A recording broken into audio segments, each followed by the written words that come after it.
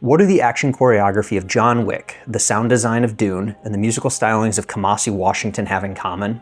You'll find all three in Lazarus, the latest project from anime auteur Shinichiro Watanabe. Famous for incredible works like Samurai Champloo, Space Dandy, Carol and Tuesday, and of course, Cowboy Bebop, Watanabe has not revisited the sci-fi action genre in over 20 years, until 2025, when Lazarus releases to the world. You can wait until it airs to see if it can carry that weight that a Watanabe sci-fi action moniker puts on any anime.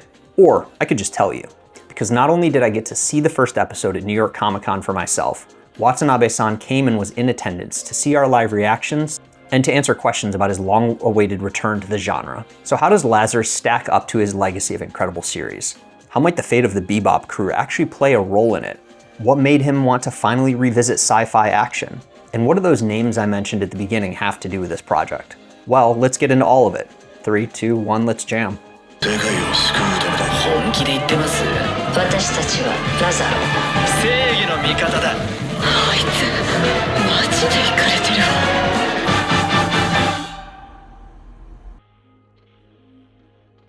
Lazarus takes place in the not-so-distant future of the 2050s.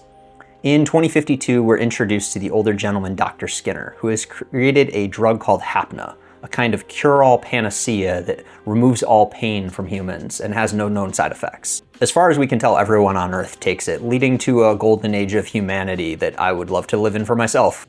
However, in 2025, Dr. Skinner appears on every TV screen across the Earth simultaneously to announce that Hapna was actually a trap to ensnare humanity.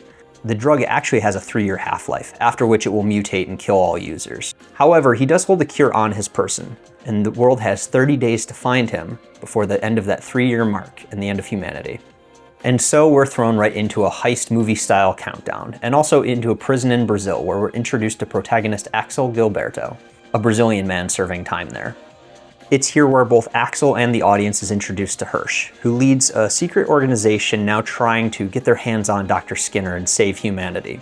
And Axel has been potentially recruited as a member, but first he needs to break out of prison as a kind of tryout for the team. Luckily, this isn't his first, or even fourth time escaping from prison, and what follows is more than half an episode of peak Watanabe-style action sequencing and the immense talent that some of MAPPA's finest animators bring to the table. It turns out Axel has a penchant for prison breaks, alongside an expert level of parkour skills and some martial arts capabilities that align perfectly with his wonderfully long escape. Moving from the cramped quarters of a multi-story prison with deft maneuvering and hand-to-hand takedown of armed guards, to navigating a decently crowded public transit station and a disgustingly casual wall flip to tap out 2 officers. A jaunty run along rooftops with some clever parkour camera work as he dodges and sometimes leverages high-end drones trying to trap him, and a crane climb that had my own stomach dropping to the floor. Not only is the action impeccable and the framing perfect for showing the scale of Axel's escapades, but the buildings he runs through show wear and tear. These aren't just easy CGI buildings created for background. And the sound design, which I'll get into more later, is spectacular. The sound of footfall changes depending on the location, and both the secondary, tertiary characters and the wider world around you feel real as if they're actually surrounding you in the space you're in.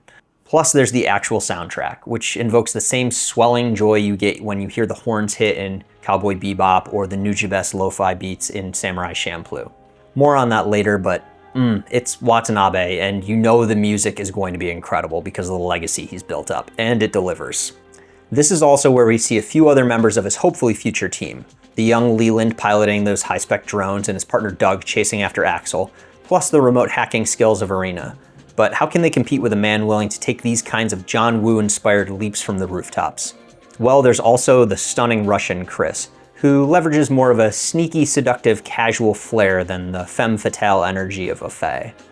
And now we've been teased by a few other members of Hirsch's squad, codenamed Lazarus. DEA, FBI! Lazarus! What's Lazarus? We're superheroes. He's totally out of his mind.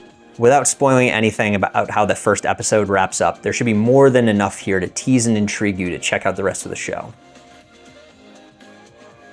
So at the panel, I did watch this in sub, obviously, but it's 2025 now, and the sub versus dub debate isn't nearly as heated as when I was growing up in the anime community. Nowadays, it's more a matter of preference than an argument about quality levels. Back then, the English VA landscape was much smaller, but even then, Watanabe's projects were noted for having incredible dub work. The English voiceover for Samurai Champloo holds up wonderfully to this day, and of course Cowboy Bebop has some of the most iconic dubbing in the fandom. Even with all of the many roles he's played, Steven Blum is probably still most well regarded and most well loved for his role as Spike. I happened to be at the 20th anniversary Bebop panel in New York just a few years ago.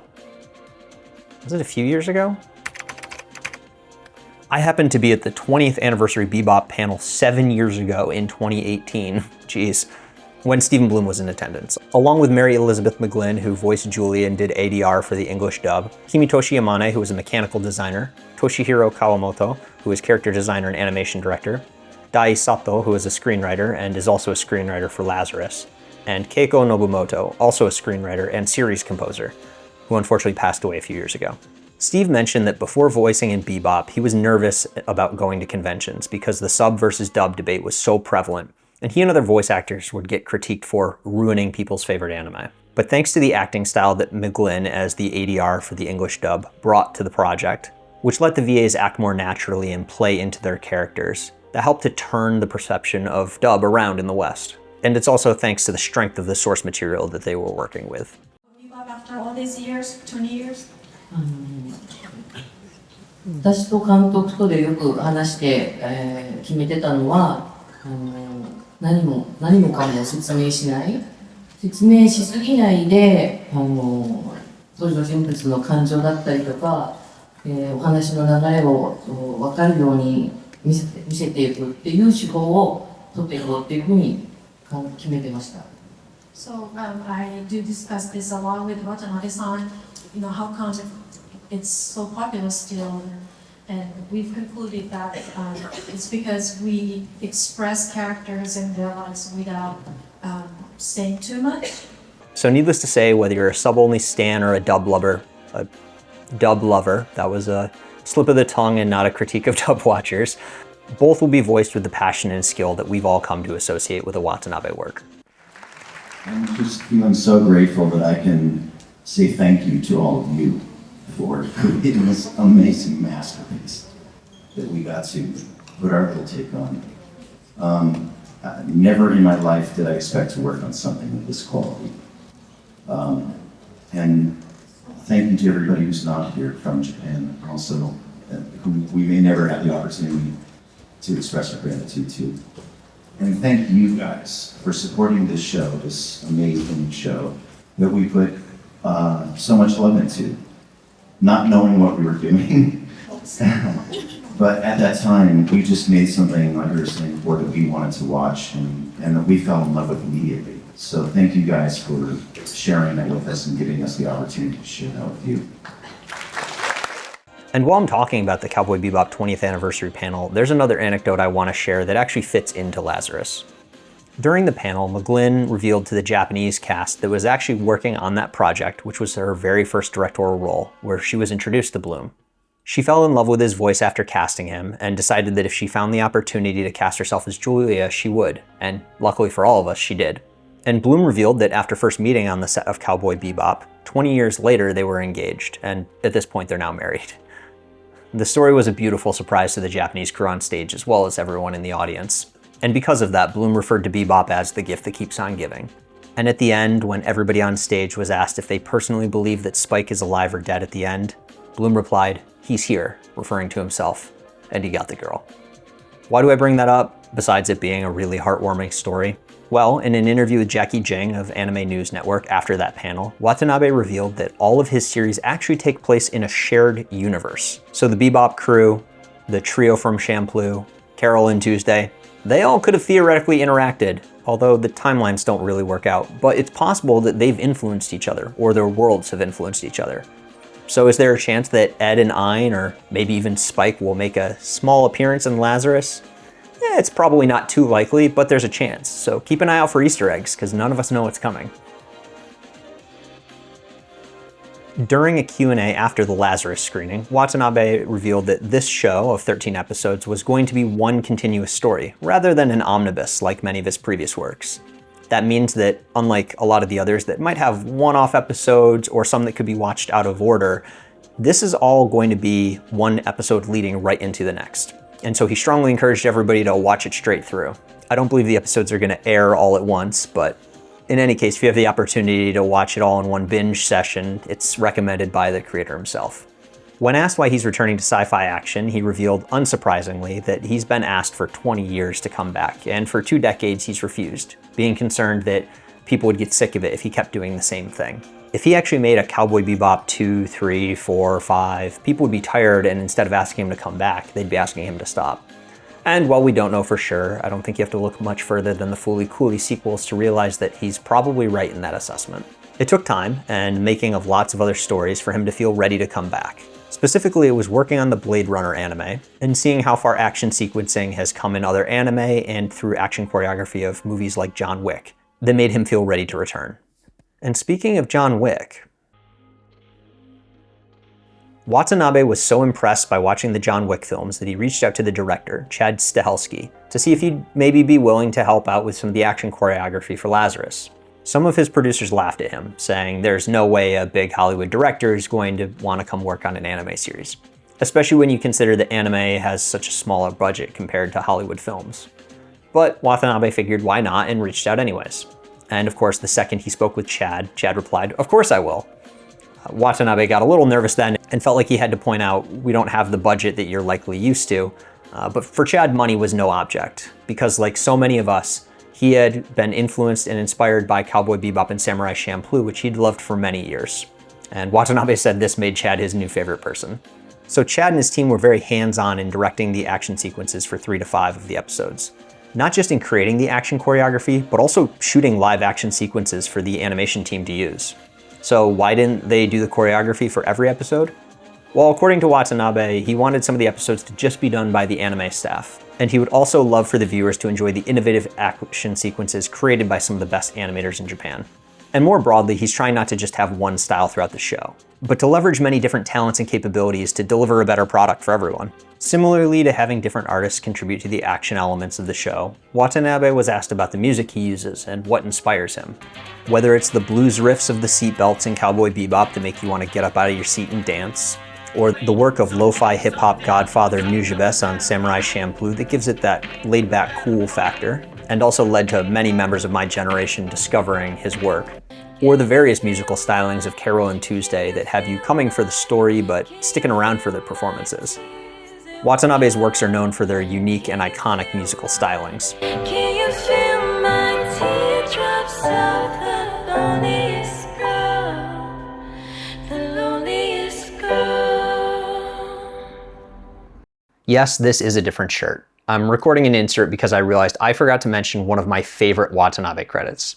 Shingo Natsume has directed a number of incredible anime, including the amazing first season of One Punch Man, and Space Dandy, which is his connection to Watanabe. He also directed Sonny Boy, one of my favorite anime of all time, and arguably one of the best anime of 2021, which unfortunately not enough people have seen yet. One of the show's many highlights is its musical choices, which turns out to at least be in part due to Watanabe, as Natsume asked him to serve as the show's musical advisor, suggesting artists and bands whose musical stylings would match the tone of the anime. Natsume had final say on which artists to include, but it's safe to say that Watanabe had an influence on how deeply moving the soundtrack of that anime was. And if you somehow haven't seen Sonny Boy yet, add it to the top of your to-watch list. Even with protagonist Axel Gilberto's name, Watanabe noted that the character is unpredictable and a little bit reckless, so maybe there's some relation with Guns N' Roses frontman Axl Rose.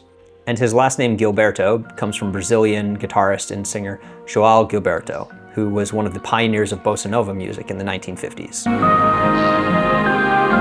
Agora eu já sei da onda que se ergueu no mar. Pointing out that Bebop had used a lot of folk blues, he talked about how for a series like Lazarus, they needed a lot of different tracks with greater variety to reflect the people in the story and the wider world that they're exploring in. And so they didn't want to have just one artist creating the whole soundtrack. And it's hard to ask just one artist to do that. Plus, you risk the whole soundtrack becoming too homogeneous, and it can get tiring for one person to make all that music. So they decided for Lazarus to involve 3 different artists to create more variety and spread out the workload. And those artists are British DJ and musician Floating Points,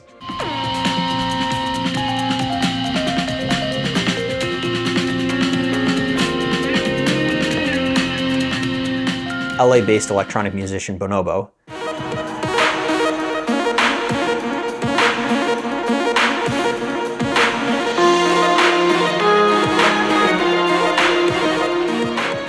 and jazz saxophonist Kamasi Washington.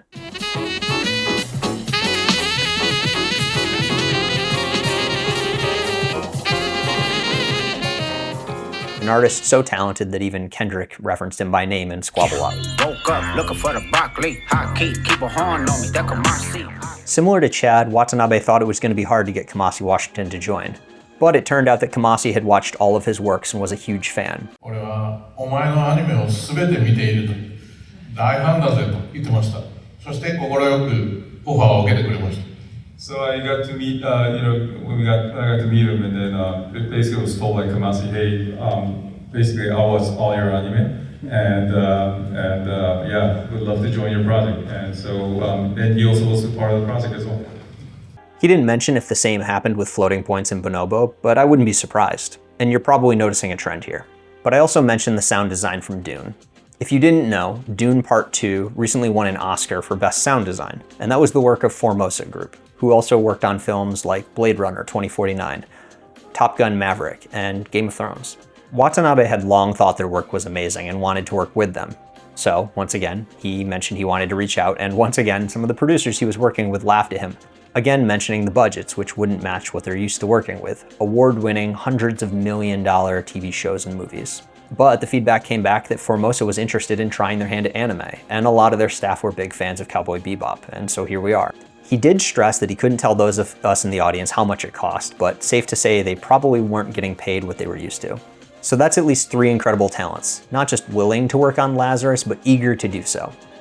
In some cases for far less money than they normally do because of the opportunity. Like so many of us, they grew up on, were influenced and inspired by Watanabe's works. And he doesn't create those works completely alone. It's here I want to mention that Watanabe often worked with Keiko Nobumoto, who I mentioned being at that Bebop 20th anniversary panel.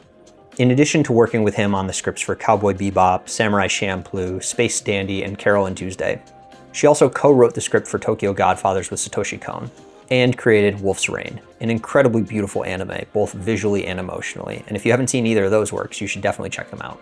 Watanabe collaborated with Nobumoto on a lot of the preliminary work for Lazarus, including the story and characters. She unfortunately passed away while they were still working on it, but he's retained some of the work that they did together, and noted that while watching you may feel some Cowboy Bebop-ness from the parts that they collaborated on. スタッフの何人かはちょっとこれはカウボーイビバップとテイストが似てるんじゃないかという人がいました。 So even some of our staff actually said, well, is this series is somewhat a little similar to Cowboy Bebop? What did you guys think? 複雑な反応ですね。Very complex response. 基本的には僕は違う作品を作ったつもりでいます。Fundamentally, I think I made a completely different series. ただ一つだけ言いたいのは、この作品はまず最初に企画段階で稽古信元と一緒に組んでやろうとしていたんですね。彼女はもちろんカウボーイビバップのスクリプトライターです。So when I first started out this project, I wanted to work with Ms. Nobumoto, who was the scriptwriter for Bebop. As a tribute to her, he really hopes the series does well. So as you're watching, hopefully you're able to enjoy that this is the last work we'll get that the two of them worked on together. As mentioned earlier, our Lazarus crew have a 30-day window in order to find Dr. Skinner, extract that Hapna cure, and deliver it to their leader to try and save all of humanity. It's a mad dash across the world, so Watanabe recommends watching all the way through without stopping. When asked about the legacy he wants to leave behind, he noted it's been 30 years since he first became an anime director on Macross Plus, and he hopes that Lazarus will also become a legacy Watanabe title. He's also watched all 13 episodes himself and thinks it might be a masterpiece, which is both high praise for the series and a good sign that the project has been long completed and polished. So get ready for early April. Distribution varies by country, but at least in the US, Lazarus is coming to Adult Swim on April 5th at midnight, and I believe on Max the next day. And if you found this video enjoyable or informative at all, please let me know. Leave a comment down below or a like or subscribe if you'd like to see more content I have coming. And once you get the chance to watch Lazarus, let me know what you think. Does it hold up to Watanabe's legacy? Is it maybe his best work? How much of an improvement is the action choreography after over 2 decades? And what about the music? I'm really curious to hear what people think, and like all of you, I'm really excited to see the entire story play out and just how it's going to conclude. Thanks so much for watching, and see ya, Space Cowboy.